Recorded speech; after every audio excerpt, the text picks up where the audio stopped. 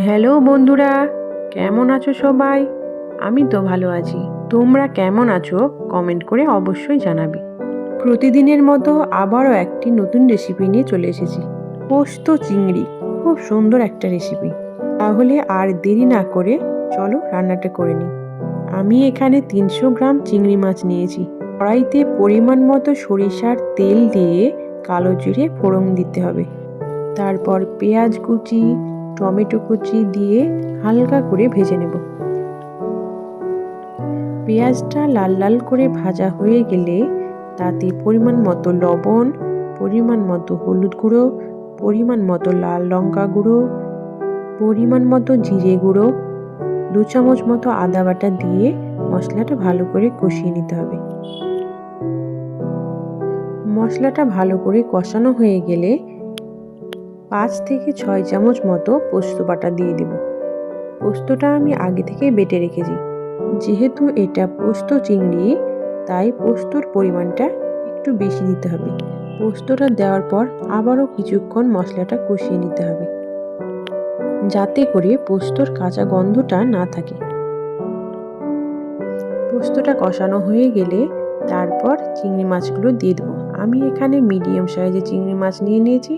আপনারা চাইলে ছোট সাইজের চিংড়ি বা বড় সাইজের চিংড়ি দিয়েও এটা বানাতে পারেন। এই পোস্ত চিংড়ি বানানোর ক্ষেত্রে চিংড়ি মাছটা ভাজার কোনো দরকার হয় না। চিংড়ি মাছ বেশিক্ষণ রান্না করলে মাছটা শক্ত হয়ে যায়। তার জন্য আমি এখানে চিংড়ি মাছটা ভাজবো না।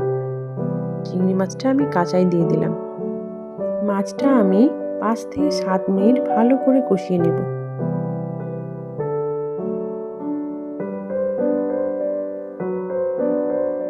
কষানোর পরে দেখুন মাছের কালারটা কি সুন্দর এসেছে। আবার মাছটা সেদ্ধ হয়ে গিয়েছে।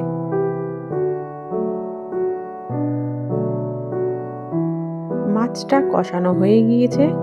এবার হালকা কুসুম গরম পানি দিয়ে দেব।